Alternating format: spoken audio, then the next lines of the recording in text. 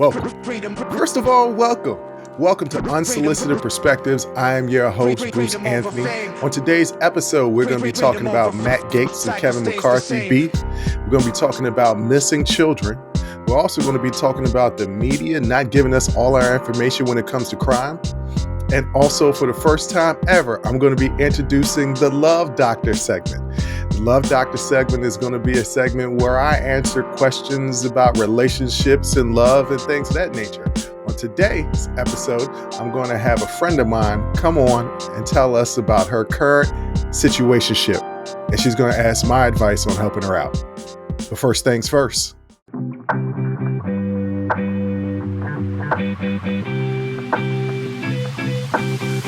All right, the good news is the country avoided a shutdown. The even better news is, for me personally, because one, it creates content, and two, I just like seeing the internal conflict that comes in these political parties, because I'm not going to go into specifics, but there should be more than just two political parties.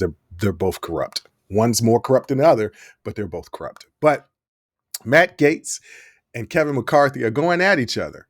So Matt Gaetz is agitated that Kevin McCarthy basically avoided the shutdown.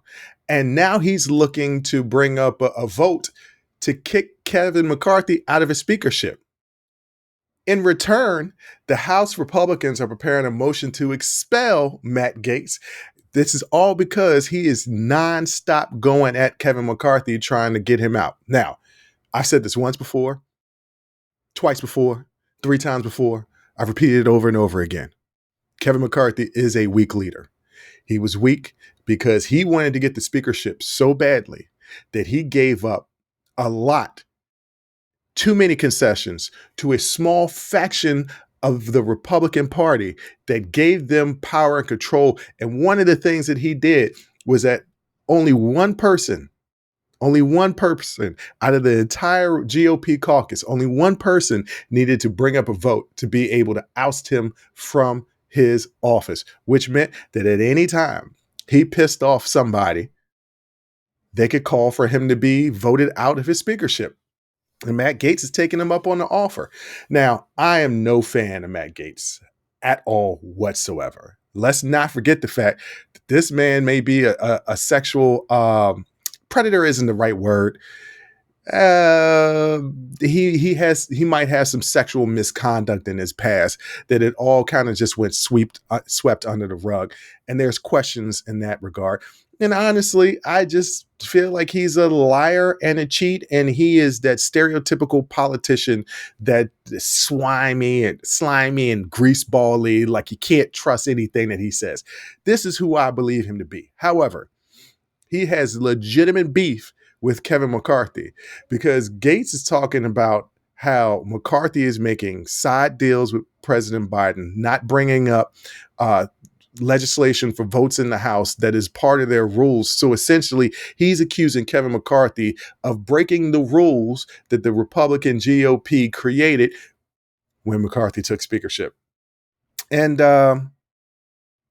he is. Kevin McCarthy is doing that. One of the main things was Kevin McCarthy was not supposed to rely on Democratic votes to pass legislation. And he did that in order to avert this government shutdown. Now, what is that basically saying? That's basically saying, don't work with the opposing side. Don't govern properly. Don't rely on Democratic votes. If we want to get something passed, since we had the House majority by a very slim margin, then we'll get something passed. Okay. All right. That's effectively saying we don't want the government to work. Government is about compromise. Deal making is about compromise. It's about two sides coming together and leaving the negotiating table with, I didn't get all I wanted, but I got a lot of what I wanted, and I feel good about this deal. That's the art of deal making, right? If you're going to have continuous negotiations with a particular party, in other words, you're doing multiple deals with a particular party. Let's just say for business, for instance, you're doing multiple deals with a particular party.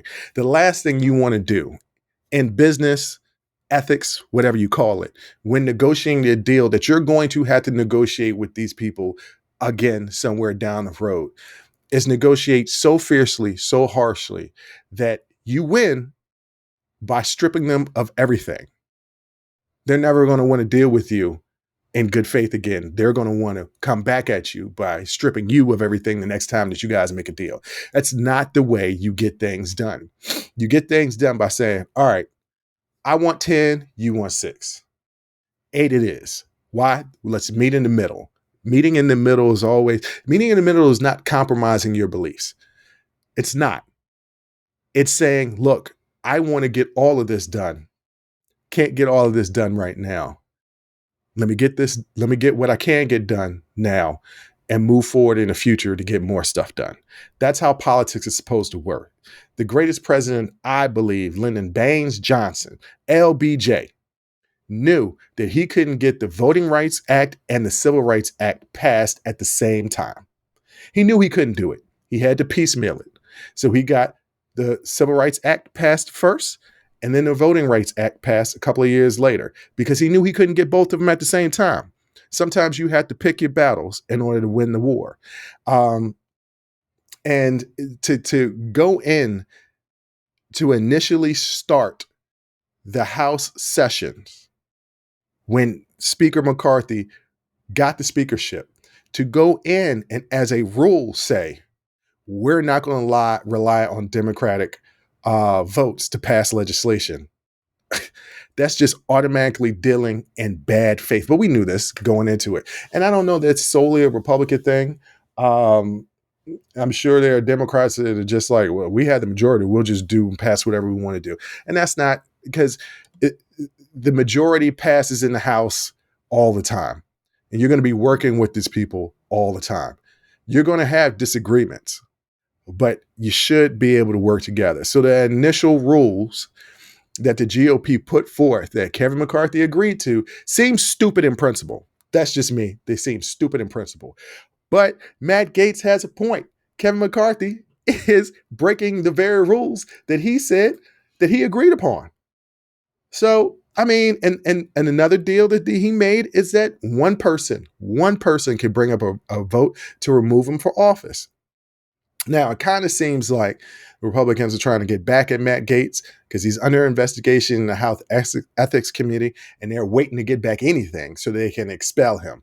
And he almost wants that to happen for his political career. He'll get reelected, just like the young men in Tennessee who were expelled. Their voting districts are going to vote them back in. His voting district will absolutely vote him back in. He'll be a representative again the next go around, right? But what does this prove by making him a martyr? It doesn't. It doesn't do anything. It's just dirty pool. But I love it personally. It's messy as hell, and I love it. I want everybody to continue on to be messy as hell in this government. You know what? Let the whole thing shut down. Not actually a legitimate shutdown, but let the whole thing burn. Why not? It's slowly but surely no longer working. And I don't know that it ever really worked well enough for the American people anyway. The government is there. They're supposed to help us, support us. And doesn't seem like that's what they're doing. Another thing that people are getting upset about it, and I go back and forth about how I feel about this, is, Matt Gaetz is really agitated that there might be a side deal between Kevin McCarthy and President Biden to keep pushing aid to Ukraine. I believe that aid to Ukraine needs to be pushed. I believe that Putin is a dangerous, dangerous man that we need to defeat at all costs. I also believe $6 billion and plus is a lot of money to be given to another foreign country when we have starving babies here on our own.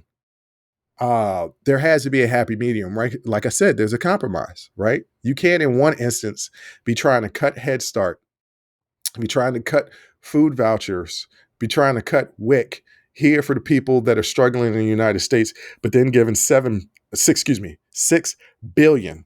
That's a billion with a B, $6 billion in aid to a country that may or may not win a war. We want them to win a war. They've lasted a hell of a lot longer than we thought that they would have, but we don't know that they're going to win the war.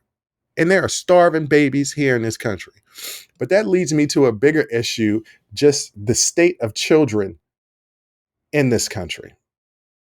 Now, some of you guys may have known it's a huge Amber Alert, and I'm going to butcher so many things in this next segment. I am. I'm going to butcher the name of this young child.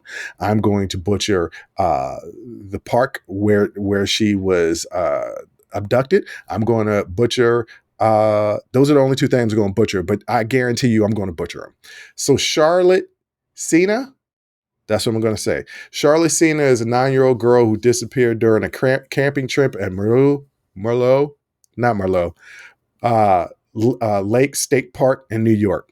Charlotte was last seen wearing an orange tie-dye Pokemon shirt, dark blue pants, black Crocs, and a gray bike helmet around 6:15 p.m. on Saturday. Her bike was found about 30 minutes later, and the New York State Police believe that she is in imminent danger or serious harm or death. They're searching with park rangers, special ops people, police, volunteers. They got dogs, drones, boat, underwater teams, all that stuff. And this is very sad because this is another child abduction. Uh, how did it hit close to home to me? Well, I have a friend who actually knows the family and who has met this little girl who grew up with the family because this person is from upstate New York, where this family is from. And, she was telling me about it. And I was like, okay, yeah, I read about that. Or I saw the little blurb. She was like, I know that girl. And for me, it hit differently than most abductions. You see abductions all the time. There are Amber Alerts all the time. We look at them, we glance at them, we kind of pay attention to them. If we could notice anything, we'll be on the lookout. But most of the time, we're not vigilant and trying to find these children. But this hit closer to home to me because it's not 6 degrees of separation, but almost, right? Like, I know a person who knew this little girl, who knows the family and who knows what they're going through. And it's just like, man, I don't have kids. Maybe one day I will. As of right now, I do not. But I do know if I did have kids, the greatest fear is what those parents are going through right now. And this isn't the only situation. In Cleveland, Ohio, it is said there are reports, multiple reports out there, that there's over 1,000 minors that have been reported missing in the Cleveland area in 2023 alone. We just started October, 9 months, 1,000, including nearly 50 in September. 50 kids in September. The Cleveland police are investigating over 130 missing person cases, with more than 45 children missing in Northeast Ohio in the current month. That was last month, which was September. The police chief, Wayne Drummond, did confirm there's been a 20% increase in the number of missing juveniles this year, but saying that the stats and the numbers are often misskewed because of poor reporting by the media, poor stat information being put in by the police departments. They're saying it's not quite that high, but that there is an increase in missing persons. Underage. Some of those are runaways. Some of them aren't abductions, but some of them are abductions. And it's just like I said, I don't have kids, but I have a lot of friends who have kids. And I consider all my friends that have kids my little nieces and nephews. And if I lost them, I would go stir crazy. And a lot of these people aren't my blood, but they're family. And like I said, it's I pray for the Cena family. I pray for all those people that have got or are missing their children in Ohio and all over the country. There was this movie that came out, and for the life of me right now, it slips my mind. But it was highly sensationalized idea of child trafficking. And child trafficking this is not a new thing, right? This is not a new thing. I'm not belittling it at all, but this is not a new thing. There's been child trafficking since we all were kids. And I'm grown. I'm a grown ass man. I've been on this earth for 43 years. So at least for 43 years, this has been a major concern of kids being abducted. I had an old youth basketball coach uh, legitimately, who was convicted and sent to prison for child molestation. And this was a youth basketball coach. He coached my sixth grade AAU team. And he also coached Little League Baseball, where he molested one of the boys and was sent to prison. So these things have been happening. Here's my problem with certain groups of people that talk about this. They say it's a big deal. They get all up in arms about it. And I'm talking about conservatives. They say it's a big deal to get all up in arms about it. They preach and preach and preach about how they want to protect the children, how they want to protect the children in the womb, and how they want to protect the children from sex trafficking. And I'm for all of that stuff, right? Well, pro-choice by nature, uh, because I don't feel it's my right to choose somebody else's what somebody else should do with their life. That's not. I don't want that type of power. I don't want that type of power to have to where my beliefs are placed on other people and they are forced to uphold my beliefs. I just don't. That's not the person that I am. In my personal life, in my pro-choice or pro life, I I could go either way given the right circumstance. Right? Obviously, it's never a easy choice. Um, But the idea that certain conservatives would be up in arms about sex trafficking, and like I said, I wish I knew what that movie was, and I could probably look it up right now as I'm talking about this. That would be agitated and be up in arms about sex trafficking. And I've legitimately had some conservatives say, "You always bring up slavery, but there's child slavery and sex slavery right now." I'm like, don't, don't do that. Don't compare traumas. Don't belittle what my people went through just because you're trying to make a point, right? There is an open agenda to rewrite history and make it seem like either slavery didn't exist or it wasn't that bad. This is open and honest rewriting. And I would say to those conservatives who care so much about their children, because there are people out there in the world like myself who legitimately care about children. Why don't you do certain things like fix the gun laws? More kids are dying from school shooting than anything else. They don't want to hear that though. They don't want to hear that though. Why don't we address some issues that are in religion and the church? A lot of sexual misconduct with children is done in the church. It's done. Some of it is done in the schools. There are police officers that have been arrested for child pornography on their laptop. The point is not to minimize. I, I know I'm going all over the place. And so many people listening like, Bruce, what's your damn point? The point is, don't be a hypocrite, right? All of it is bad. All of it is bad. Children being abducted is bad. And every situation should be highlighted, put on CNN, have news alerts and Amber alerts for every single missing child. Every single one. If we're really about protecting the kids, that's what we should be doing. Don't try and compare tragedies and minimize something else because you have a hidden agenda. And too often, people are doing that.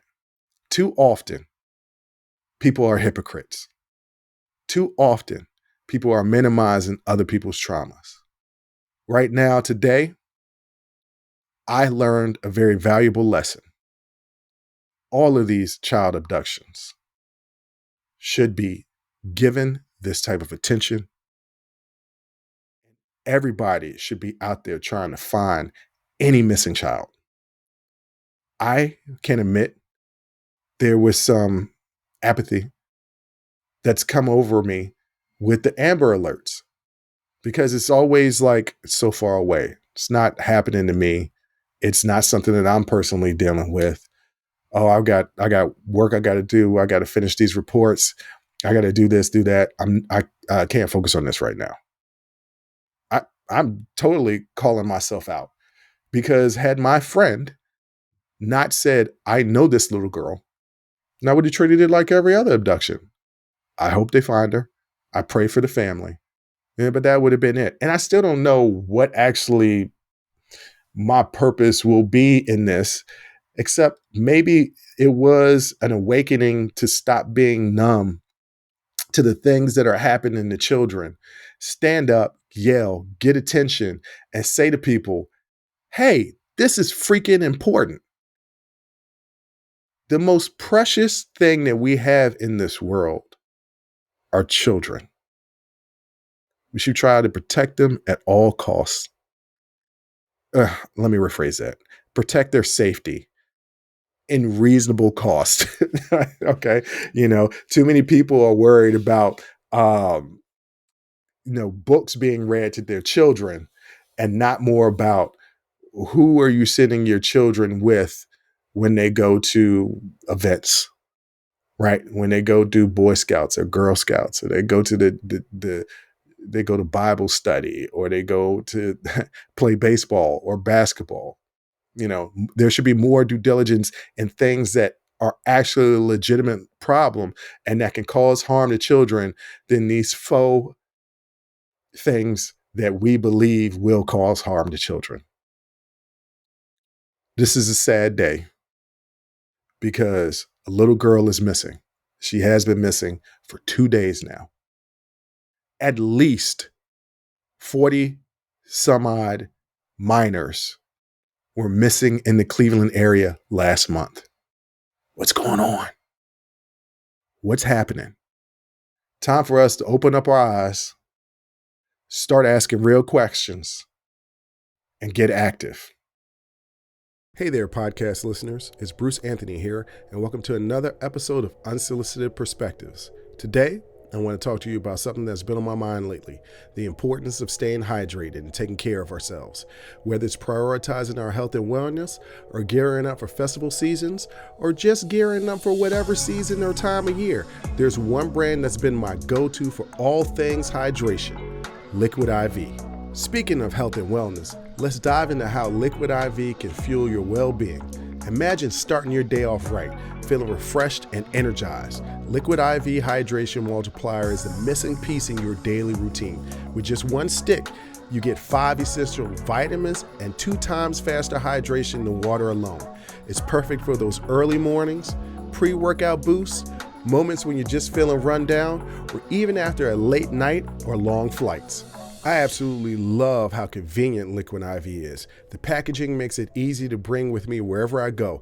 And let me tell you, it's become vital daily part of my routine. The flavors, let me tell you something, they're incredible. From refreshing sea berry and strawberry lemonade to classics like lemon lime and watermelon, there's a flavor for every preference. It's like a burst of hydration with a hint of deliciousness. Picture this. 1 stick of Liquid IV mixed in 16 ounces of water, hydrating you 2 times faster and more efficient than water alone. And with 12 mouth-watering flavors, you'll never get bored with your hydration routine. Plus, Liquid IV is packed with 5 essential vitamins: B3, B5, B6, B12, and of course, vitamin C. It's also made with premium ingredients, non-GMO, free of gluten, dairy, and soy. This is hydration at its finest. But it doesn't stop there. Liquid IV believes that access to clean and abundant water is the foundation of a healthier world. That's why they partner with leading organizations, finding innovative solutions to help communities protect both their water and their futures.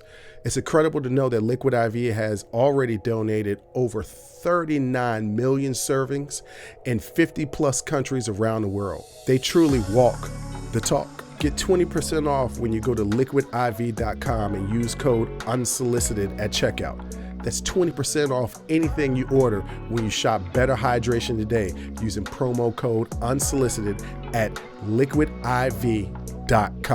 Remember, folks, taking care of ourselves should always be a priority. So why wait?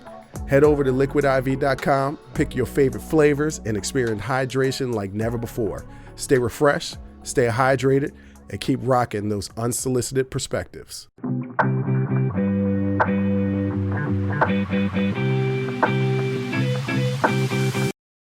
this segment is going to be short, and it's going to be reading with Bruce. Now, a couple of weeks ago, a friend of mine told me about an abduction in my neck of the woods in Alexandria, Virginia.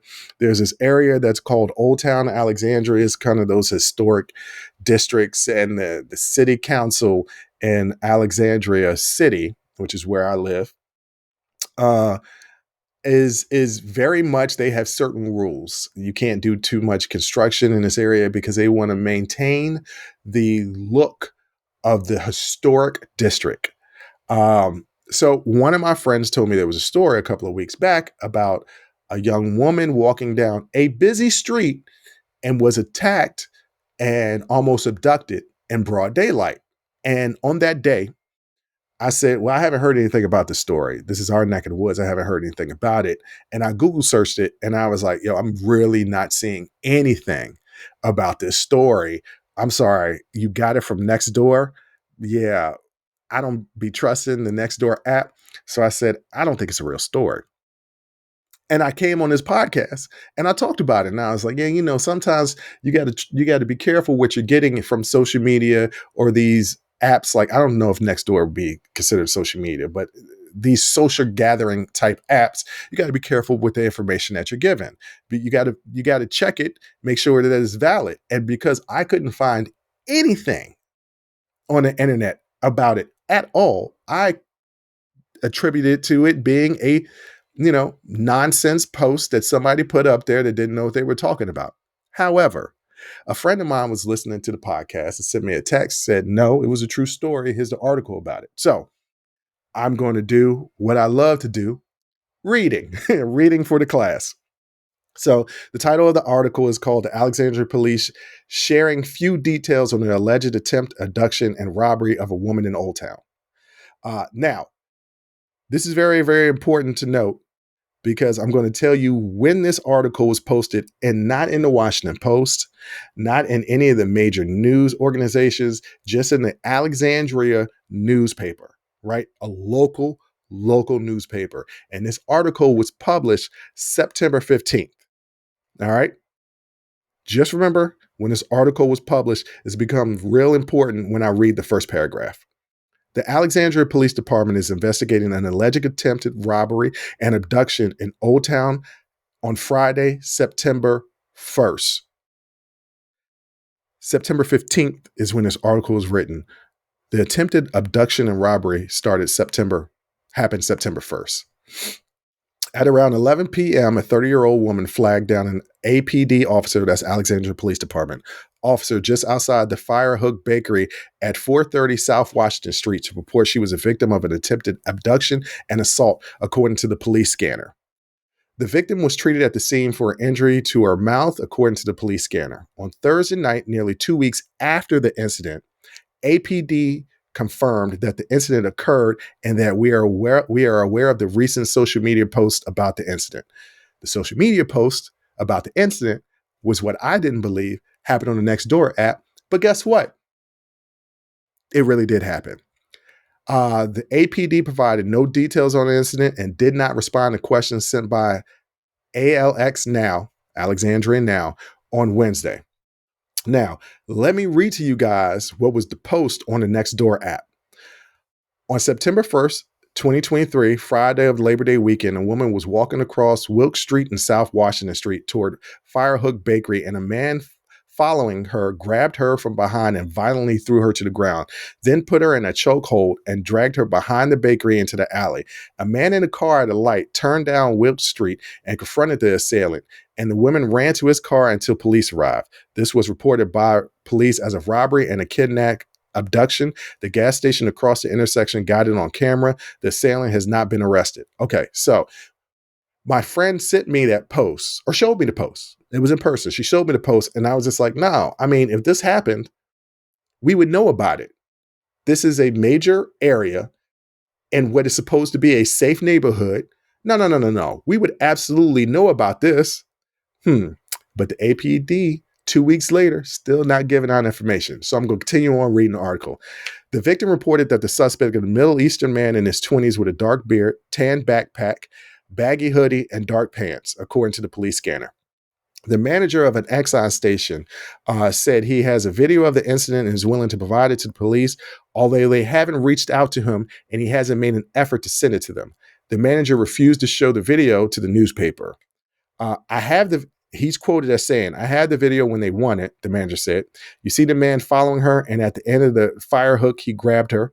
She was able to break away. She runs away, turns around, and it looks like she's asking him a question. And then he grabs her again, pulls her into the parking lot. The mayor don't have no information. Yeah, there's a mayor in this little small city. The mayor don't have this no information. And he's waiting on the crime reports.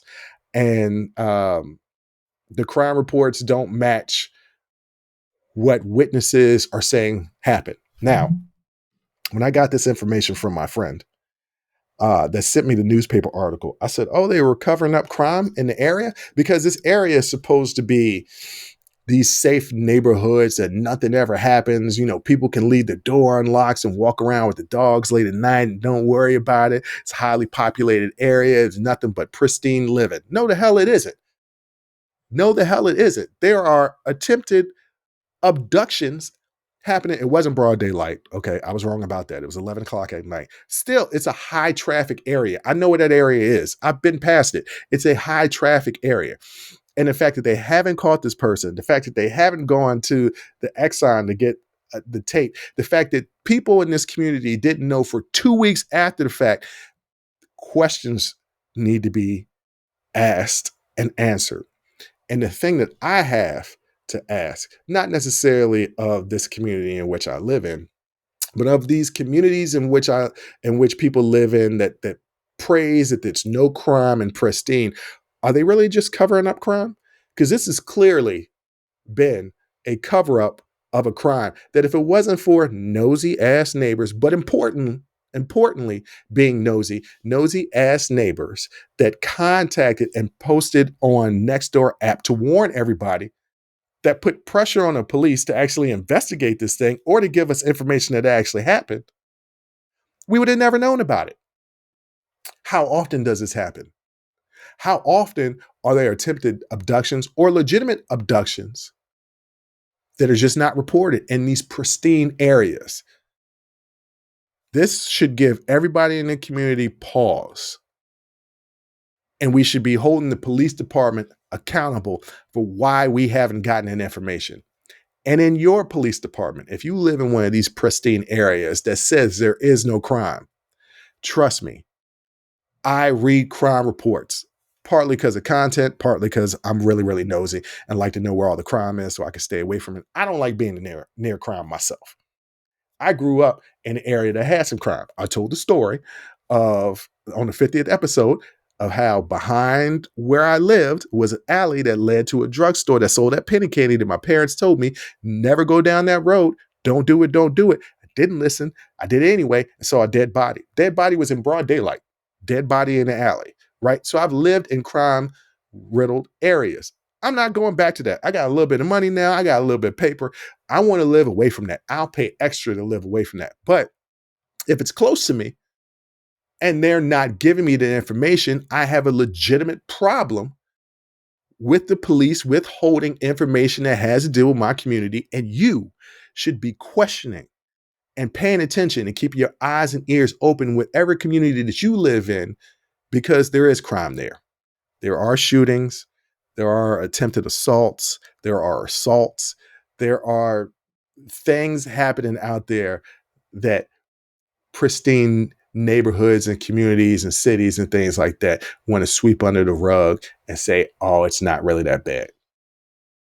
While they're saying other cities are the absolute worst. And let me tell you, I've walked around New York City recently. Nothing happened to me. I had friends that have gone and visited Chicago. My brother just got back from Chicago. Nothing happened to him. So it's funny how they portray certain communities as dangerous and other communities as pristine. And you go to these dangerous communities, find out they're not that dangerous. Oh, don't get me wrong. There are dangerous parts to these communities, but they're not as dangerous as being portrayed in the media. And then conversely, some of these really pristine communities are saying, hey, it's safe to come here. don't worry, nothing's pretty much going to ever happen to you here. And things happen and they cover it up. We got to question everything. Be a skeptic. When you read something, be like, is that the whole story? When you hear something, be like, is that the whole story? When you see something, be like, is that the whole story? What is that old expression? Half of what you see and none of what you hear. Yeah, that's what we have to do to be diligent in life in general. But that's enough of me sitting on my soapbox talking about what my thoughts on what's going on in the news. Next up, the very first segment of the Love Doctor. Did I steal that from the Martin episode? Yeah, I did. I did steal that from the Martin episode. Is he going to sue me for royalties? I don't know. I'm probably going to have to change the name of the segment. But for right now, it's going to be the Love Doctor, and that's coming up next.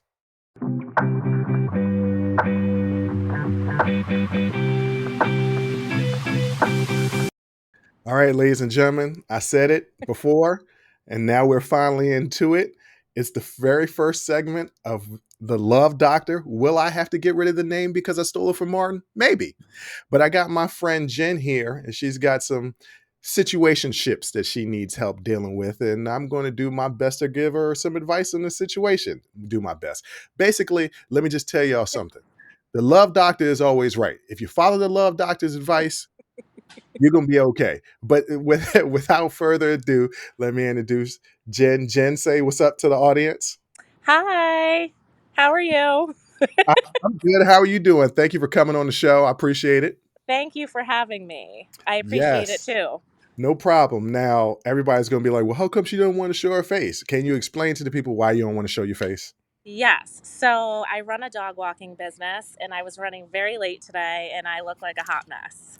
So I didn't want to look like that on camera. Okay. Well, we get more audio subscribers than we do video subscribers, so it should be just fine. Okay. Now, you've had a particular situation that's been going on now for the last couple of months. Yes. Let's not start officially from the beginning, not from Okay. the beginning, because that goes back a few years with what are the names that we want to give these gentlemen? Um, like their actual names? No, we don't want to give their actual names, but their nicknames. Um, Let's go boxing coach 1, okay. boxing coach 2, Okay. and neighbor. Neighbor. Okay. Okay. Okay. So if you could tell the audience a little bit about your history with boxing coach 1. So boxing coach 1, we started out boxing. Just Right. working out. It was completely Right. business, and it kind of we crossed the line with it, and it Mm-hmm. turned into a situationship, Yeah. and it And how just got long? really sticky. It got Okay. very complicated. No puns intended. Um, okay. How long has this situationship with boxing coach 1 been going on? Couple of years. Okay, it's a couple of years. And you've told me the specifics about this relationship with boxing coach 1. What Yeah. is the specifics to the situationship between you and boxing coach 1? Um. So it was kind of we started out obviously as trainer and client, Mhm. and then we crossed the line and it went more than that. Mhm. And then I found out that he wasn't single. Mm. Now, when you say And not single, just how not single was he? he was in a monogamous, serious relationship. Mm. And and and it was just a relationship. He wasn't married. No, he wasn't married. It was just a Okay. relationship. Yeah. Does this gentleman have kids? Yes. How many kids does he have? Two. Are they from the same person? No. Okay. No. Is this person around your age? The boxing coach? Yeah, boxing coach 1. Yeah, a little bit older, but yeah, around A my little age. bit older. Okay. And so y'all crossed the line And do you continuously cross the line, or what how frequent is this crossing of the line?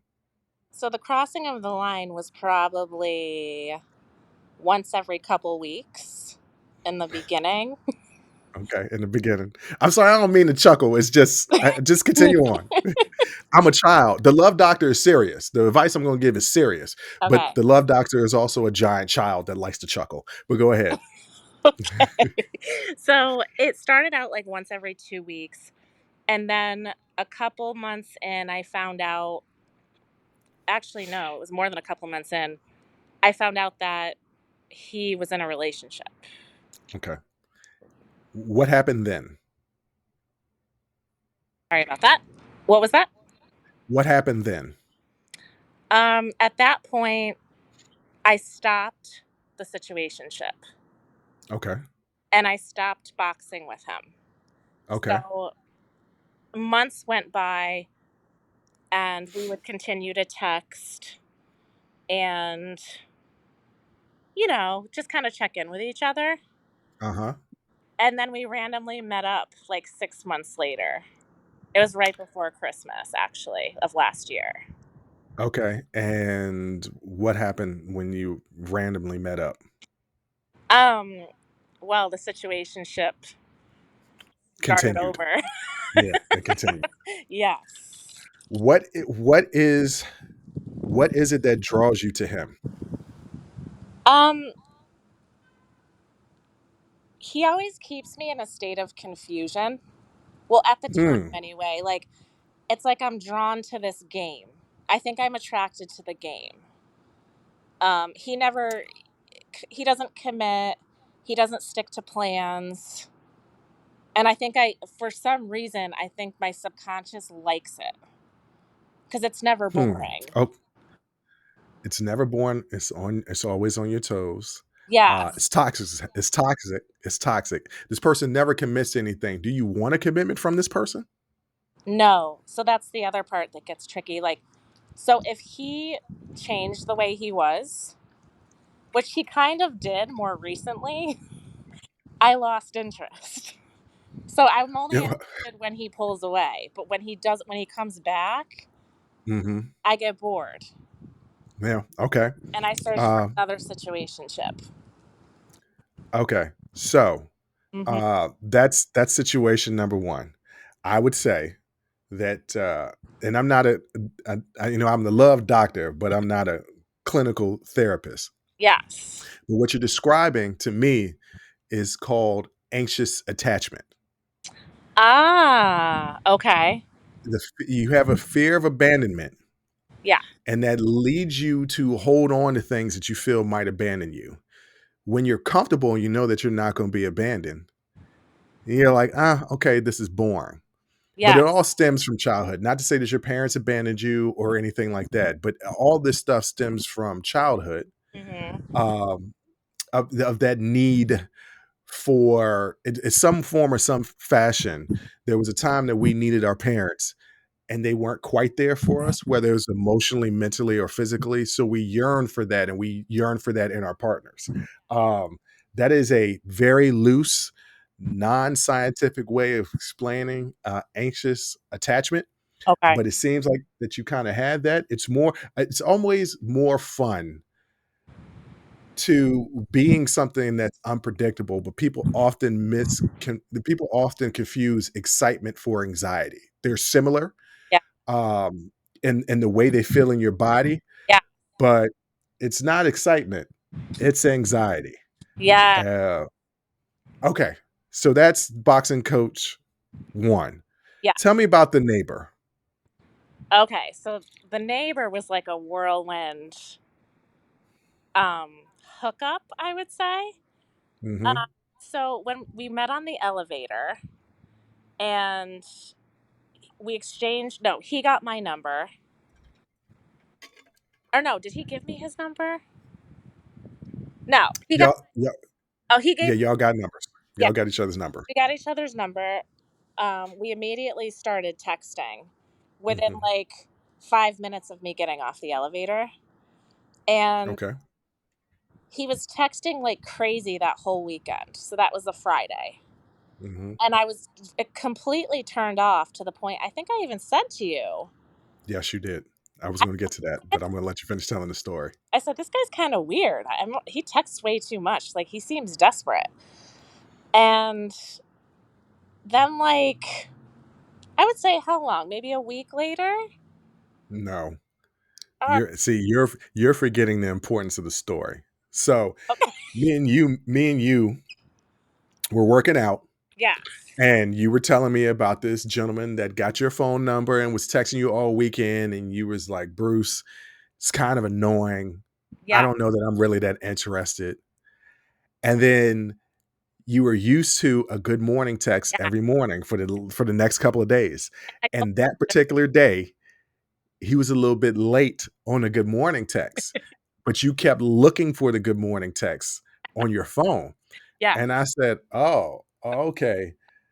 When he was all up in your business, texting you all day long, you didn't have no interest in him. No. But now, all of a sudden, he hasn't texted you a little bit. Now that piqued your interest, and from then on, you were really, really interested in him. Yeah, because he started with not texting me back, leaving me on red.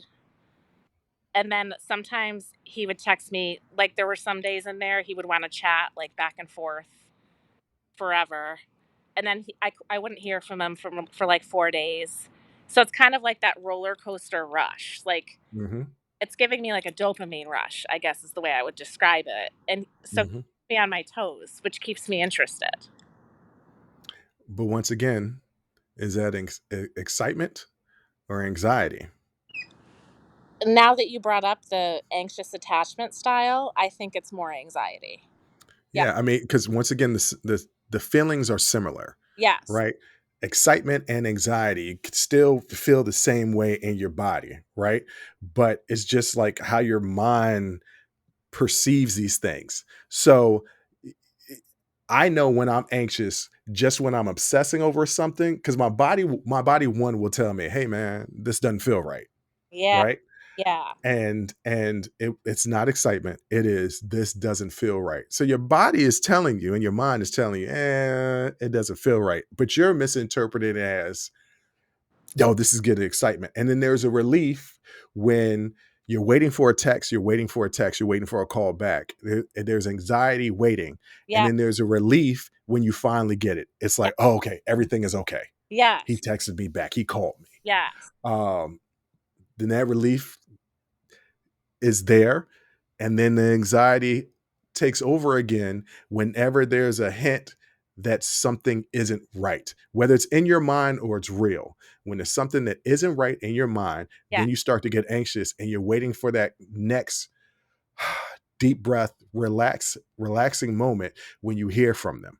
Yeah. Um, And it that's is. I anxiety. get a sense of relief. Like I calm down, like my cortisol levels go down. Like as soon as Right. I see his name come up, I'm like, oh, okay, everything's okay. Yep. You got your fix. All right. Uh, So yeah. tell me about boxing coach number two. Okay.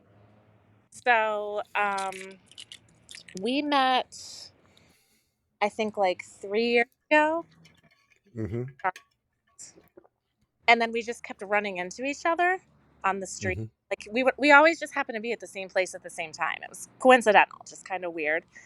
And he gave me his information and told me to let him know if I'm interested in boxing with him. And so I didn't really do anything about it because I was already with someone else, Hmm. training with someone else. So then more recently, um, we met up again in the elevator in one of my clients' buildings. Hmm. He was like, we ran into each other, and I was like, oh, I was like, you live here? And he's like, do you live here? And I was like, no. I said, I have a client in here. And he told me he lived here. And then he gave me his information again. And Hmm. um, at that point, I'm not boxing with number one again. So I thought, Okay. okay, maybe I'll start up again with this one because I really miss boxing in general. Hmm. So, so I signed on and bought a package. And um, A situationship started from session. Okay, how did this situation happen? Um, so we had a session, and after the session, he asked what I was doing later. And I said, actually, I don't have any plans later. And I said, why? And he said, do you want to watch the game? And I was like, Mhm. sure. He's like, do you like football? I said, I mean, I don't really follow it too much, but yeah, I'd love to go watch the game. So later on that day, our plans went from watching the game to him coming over. Yeah. And I don't even know how that happened, but it just kind of did. And then the situationship started. Mhm.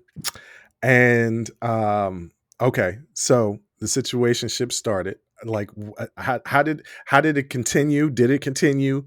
What did you find out anything about, his background and his current situation or non-current situation? Like, what was going on with him? He told me that he was in a complicated situation, but that he's like, he has someone, but they're not really together, but it's complicated. Okay. What did he call it? He called it an entanglement, but I didn't really, Yeah. I thought that just meant, you know, it was complicated. I didn't really understand that that meant, you were the one that was like, Jen. Yeah, an entanglement is a complication. Yeah. It definitely is that. What was his entanglement?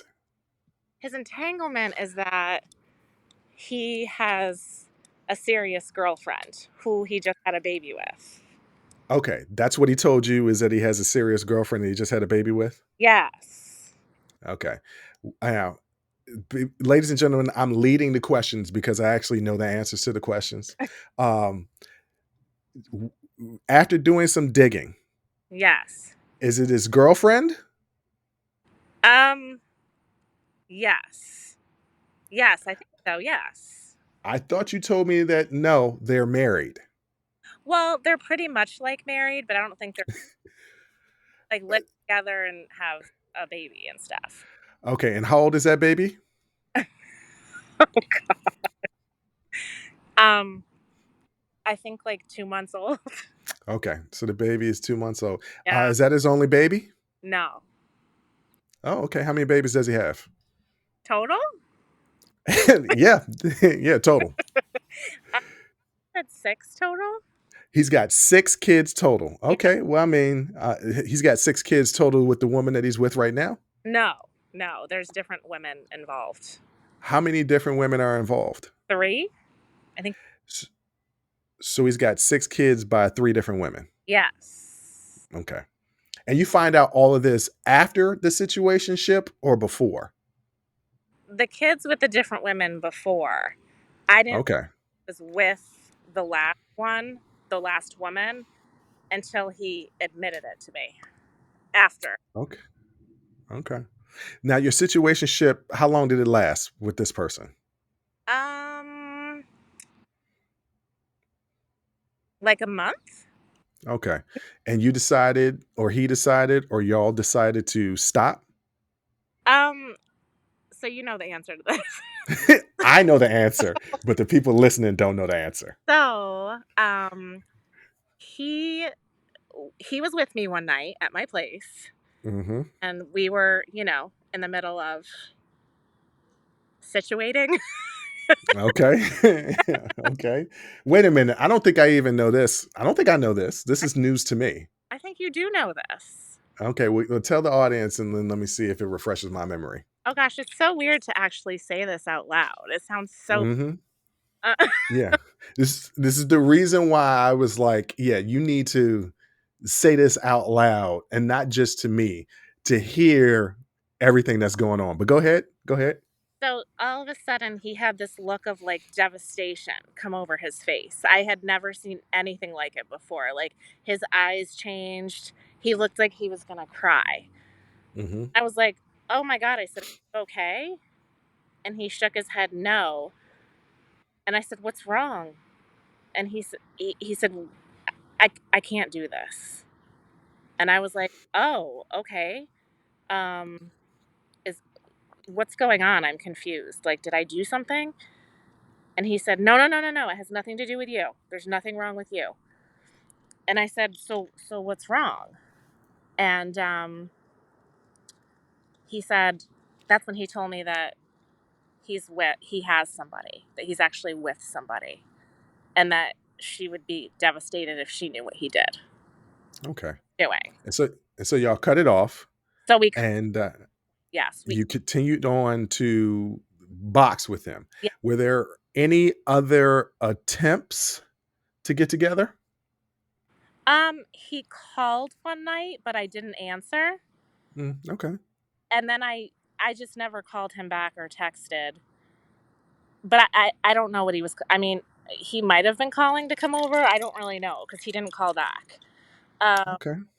and since that whole thing happened, we've just boxed. That's it. We've been keeping it completely professional. He hasn't tried anything. He hasn't called me. He hasn't. I mean, we text and stuff, but about boxing, he's kept it all Okay. boxing. You kept it all business. Yeah. Now, with all three of these men, Yes. are you done situation shipping with them, or Uh, is there an opportunity for there to be some more situations? neighbor, there could be opportunity for more situations. We text all the time, but he doesn't live Okay. with neighbor anymore. He moved to Maryland. Right. And didn't you say that he disappears from time to time and you don't hear from him? Yes. Okay. So I would ask you, Mm-hmm. what is it that you want out of interactions with people that you would like to date? What is the ultimate outcome that you would like to have? Um. So, and I've had this conversation with you, Bruce, many times. Um. After going through all of this, I don't think that I should be dating anyone. I think that I have a lot of healing to do from my Hmm. divorce still, and I think because I'm emotionally unavailable, I'm putting out that energy and I'm getting emotionally unavailable people back. So I think no matter who I date is what I'm trying to say. I think it's going to be this same scenario over and over and over again until I heal and figure out what it is really that I want. So for everybody out there listening, she stole the Love Doctor's punchline because that's actually the advice that I told her. This was not you coming to coming to the realization on your own. This was the stuff that I've been telling her. But I think it's so important because I tell people all the time, if you are messed up, not messed up as in like something is wrong with you, but if you're not emotionally ready Yeah. to date, and a lot of times people don't know if they're emotionally ready to date or not. Sometimes it's the process of dating and they realize, oh, I don't really feel like dating, that you got to take a step back. And it's okay to take a step back and recalibrate. Also, looking at what reality is as opposed to what you want things to be. There were often times where you would be telling me these interactions with people, and even with the neighbor, you still gush about him. But we didn't address the fact that neighbor has two kids Yes, by two different women. by two different women, One of which and that he just had a year ago. one with that you just had a year ago that he was living with. Yeah. Now that's he's in, but the other thing about that we left out, we're talking about the neighbor, is that he's in the process of getting a divorce, Well, he is now, but he just got divorced. or he just got divorced. He's not emotionally ready. He's not emotionally available. So you got two unemotionally available people trying to get things going. And there were so many times that you would be worrying about it. And I'm like, it's just a situationship. Keep it just situational. You don't have to let the emotions get into it. If you enjoy this person's company, enjoy the company and let that be it. You don't have to be in a relationship and you don't have to carry it like it's a relationship. You can heal yourself and still have situations where you have, sex partners. Like there's nothing wrong with that if two people come into it understanding exactly what it is. We're going to try to keep this emotion out of it as best we can. When one person gets more emotional than the other, we can't continue on down this path Right. because this wasn't the initial agreement. Right. Um and so often those type of sexual relationships don't last because somebody always ends up catching feelings. Yes. But also, it goes back to that original thing that I was talking about. So often people can't realize what is anxiety and what is excitement. Yes. I agree with you. And I think mine is more anxiety. I think I'm getting That's a dopamine rush, but it's actually anxiety. right. And a lot of people have that. You're not the only one. Mm. You're not the only one. I will even say in my personal life, the love doctor has been attracted to women that are so bad for him because it's more exciting when those women are so bad for him. But it's not healthy because I also have an anxious attachment style. Yeah. So what I will say is it's really great that you finally listening to my advice. I hope you listen to my advice because I still don't trust boxing coach number 2. I personally don't think that you should be getting involved with neighbor unless you can keep it strictly on that situationship Yeah. because you nor he is ready for anything serious. However, the Yes. way you talk about him Mhm. makes me believe that you got more than just a little crush. So out of the 3, he's the one that I caught feelings with. The other 2 I did not catch feelings with. It was more of a kinda chasing the game, but not Mhm. to be with them. But neighbor, yeah, we have a deeper connection where I could see actually, like, dating him, which, Do you guys actually have a deeper connection or do you want a deeper connection? Those are two completely different things. I never thought about that. And those are two you Maybe I can want want. a deeper connection, Yeah. but you could not have that deeper connection. So often, the things that we want, we'll see little glimpses of it and run with it. There it is. There's that sign. I knew that this is what it was. When all it was is a little glimpse of something that you made bigger than what it actually was. So the question is, how often do y'all talk about serious subjects? What do you really, Uh, really know about that person deep down inside besides joking and a little bit about what their surface level history is? that's true. I mean, we have a lot of our conversation, I would say the majority is, like, comical. Like, sending funny memes, sending funny gifs, him, like, being sarcastic and making fun of me making fun of him back. Like, it's like a playful type of communication. We have had serious talks, but the majority of the texting, no. It's more like, joking around, kinda surface, like what you said. And let me ask you another question. How often have you guys hung out and situations weren't involved? Once. So, aside from situations and the fact that there's humor, which are two very important things. It's good to be connected physically and with personality types. That's cool. But when you say deep, like how deep is it when it's really sex and jokes? Majority is sex and jokes, which in and of itself, there's nothing wrong with that. But to say that you're making a connection with this person that's deep when the majority of your time is sex and jokes, Yeah. is it really that deep? No. I guess you're right, it's not. Maybe I just want it to be, You want it to be deep. 'cause I love Eh, a sense of humor. I think I've told you that. I love mhm. that. And there's nothing wrong with that, right? That's cool. But So once again, you want something deeper, yeah, but you've also acknowledged that you're not emotionally ready to handle anything deeper. I'm not. And I think if he did actually take me seriously, I would get freaked out. I don't think Mm. I'd actually go there, to be honest with you. I think I actually like it the way it is. Which is bad though, because I shouldn't like this the way that it is, you know?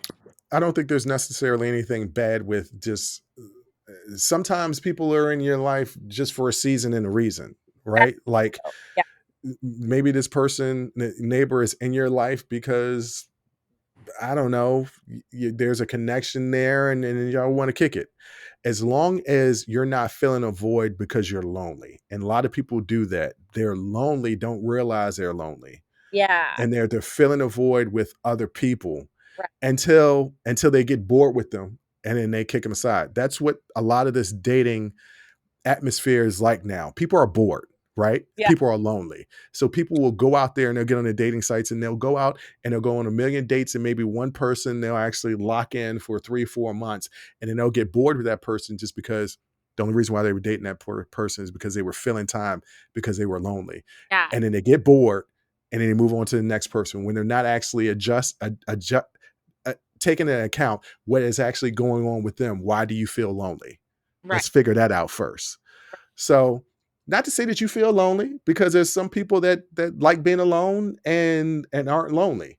You're one of the purpose people that I know that loves their solace, loves their solitude. Yeah. Uh, Also, you could be lonely.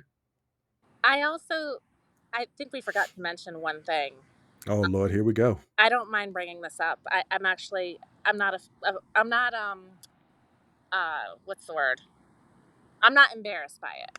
Um, Okay. so I did start anxiety medicine, uh, Mm-hmm. the beginning of July, Mm-hmm. and I think that played a huge part too in some of my decision making.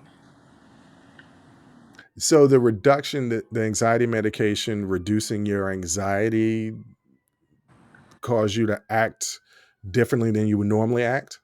Yeah, because I started acting out on things that normally I wouldn't do. Normally, I would Mm-hmm. meet someone in the elevator and then invite him over. I didn't even know him. Yeah. Um, I and then, start hooking up with my new boxing coach from the first session. And like, I was just doing things that just were kind of out of character for me. Could that also be the fact that you're doing real work with your mental health, and sometimes there's some uncomfortable conversations?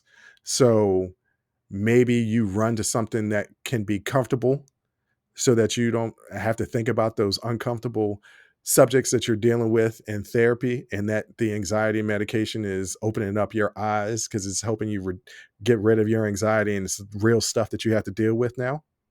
Yes. Yes. I could see that. That makes a lot of sense. I mean, they say something, and it's not the same thing. It's not the same thing, right? But they say when people are recovering alcoholics or drug addicts and they're getting clean, and for the first time, they're seeing things through sober eyes, and they're seeing their life, pain they cause. Not saying that this is the same thing for you as far as pain caused to other people in life or anything, but anxiety is very similar to living in a fog where you don't see things clearly. And when you are making that work, when you're taking that work to try to work through your anxiety, and you're taking medication that eliminates anxiety, some of that fog is removed from your sight, and you can see the world as you've never seen it before. And I'm sure that could be confusing, because I know for alcoholics and drug addicts, when they come out of that, and come out of that fog and they see the world, it's eye-opening and shocking. Yeah. So you think maybe that has something to do with you acting out? I could see that. Yes. Definitely. And I think that, like before I was on the anxiety medicine, I was much more self-conscious Mhm. and insecure. And Mhm. when I started the anxiety medicine, I felt like I was on top of the world. Mm. Gave me this like high that, and I think it just made me more comfortable to just talk to people and be more social and have situationships. I don't know. So I don't know, what I'm reading from that is that confidence, was so powerful that it that it caused you to not have the governors that the anxiety would normally put on your confidence. Yes. Yes. Exactly. So from all of this, and my advice has been, Uh, ladies and gentlemen, this was my official advice for Jen in dealing with all these men. I said, stay away from boxer coach. Number one, he's toxic, and your energy is always down every time you have a situationship with him. I said, stay away from number two. He's not necessarily toxic, but he's emotionally unavailable. And in the long run, you're going to get hurt from this situation because it's two people who are emotionally unavailable who are attracted to each other, almost like trauma bonding. And I said, I think you should stop working out with boxer coach number two because there's going to be a situation where he's going to come back around and try and manipulate your sweet will and your kindness and manipulate you by giving you a sob story just to get another situationship. You think so? I The, don't know. the guy has 6 kids by 3 different women. Yeah. He knows how to talk to women. He knows how to manipulate women. Because you would think second baby mama would see the first baby mama and be like, no, this situation isn't for me. And you would definitely think third baby mama would see second and first baby mama and realize, oh, this isn't the situation for me. And you would think you would see 1, 2, 3 baby mamas and being like, this guy's there's something going on with this guy. But his game and his mouthpiece is so smooth that he convinced y'all, nah, he convinced baby mama number 2. It was baby mama number 1. She was crazy. He convinced baby mama number 3.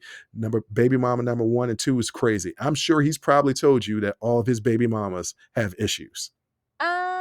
Actually, no, he hasn't. Oh, okay. All right. I'm He, wrong on this one. he didn't really talk about 1 and 2. And he told me that number 3 is an amazing person and that he loves her very much.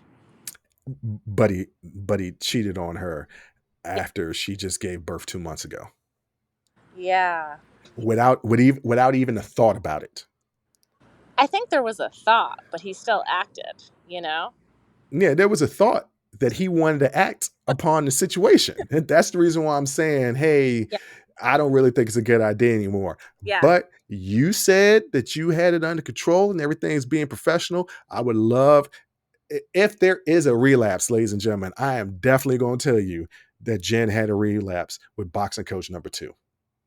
If I have a relapse, I'll come back on the show and we can discuss it. We'll talk about it. All right. So my official advice Okay. is for you to continue the work that you're doing on Okay. your anxiety and mental health Okay. and not deal with no man unless you can put in the proper boundaries of what that situationship is. If you can't and you start catching feelings, you should not be catching feelings right now because you're not emotionally available because you're doing work to improve your mental health. Yes, I agree with you. I 100% agree with that. Now the question is, will you listen to me? And I'm going to say you will not. I will listen to you. I mean, We shall see. I will. I'm really trying to listen to you. I really am. And I know in my heart that what you're saying is right. Yeah. Yeah. Okay. And I know I'm emotionally unavailable. I do know that about myself. You are. And so you shouldn't be interacting with Sometimes people, but I'm caught up with like looks. If there's a hot guy, I just like get caught up with it. And I forget that, I got to look beyond that, yeah, you're just sexualizing the person. Yes. Yes. You're sexualizing the person. You're not actually getting to know the person. No. You're sexualizing them. Sometimes I see their look and I just get like blinded. Yeah. That makes sense. It does. It makes sense. This happened to everybody. Yeah. But Jen, I've taken more time than I originally thought I was going to. This segment was a lot longer than I originally thought it was going to be. I'm going to have to cut out some of the beginning part of the show. But that's okay because this was entertaining and good. Do you have anything that you want to say to the people out there about your situationships? Yes. I would like to say that I hope this helps anybody that, anybody that are in similar situationships like mine and that have that same type of anxious attachment. And I'd like to say that apparently it seems like it's more common than it seems. Yes, it is a lot common. We all have emotional trauma Yeah. that comes from our childhood. Yeah. We need to address it and deal with it. That's the only way that we can improve the relationships that we have in life, whether it's romantic or just friendships. Yeah. The relationships that we have in life can only be improved by addressing your mental health. But thank you for coming on the show. I really appreciate it. Thank you. having I me. hope people learn. Of course, I hope people learn from this. And the most important thing that I can tell people out there is address the reality of the situation, not what you think it is, not your perception, but the reality of the situation. Yes, you're absolutely right. And I don't want to get blinded by something that's not realistic. I have to look at Well, the reality of the situation more rather than looking at what I want the situation to be. right. And I know I'm right because the love doctor is always right. That's the reason why they call me the love doctor. I want to thank Jen for coming on and talking to us about her situationships. I have so many female friends in my life, and this isn't particular to Jen, but this is particular to so many of my female friends who get in these situationships, and guys as well, right? Because I've done this in my personal life where you look at a situation and you can perceive it to be something that it isn't in reality. And too many times we make concessions of ourselves and our beliefs and our principles in a relationship, trying to placate another person. If you are a woman that is opinionated, likes to have her opinions discussed and respected, dating a guy that wants his woman to shut up and not talk back, that's not going to work for you, right? If you're a fitness person and you like working out all the time, dating a person who doesn't like working out and isn't a gym person is not going to work out for you. You want to find people that fit your lifestyles, but can better your lifestyles. And the moment that we start to move away from the things that are the principles and backbones of who we are to accommodate other people, you've already failed. And I see this too often in relationships when people are getting to know each other. If y'all are in a, have y'all been talking for a month and y'all need to have a talk because some things are bothering you, you're having issues already a month into it, yeah, that situation is not for you. You should not be having issues the first month in any situation. I'm not talking about the first month of y'all deciding to be boyfriend or girlfriend. I'm talking about the first month of y'all dating. If there are sexual issues, if there are intimacy issues, if there are emotional issues, if y'all don't believe in the same principles of life as far as politics and religion, and so often people aren't willing to have those very, very tough conversations in the beginning of a situation to determine if there's long-term compatibility. And if you realize there is no long-term compatibility, there's no reason to be in a situation unless you can control your emotions and just have fun in a situationship.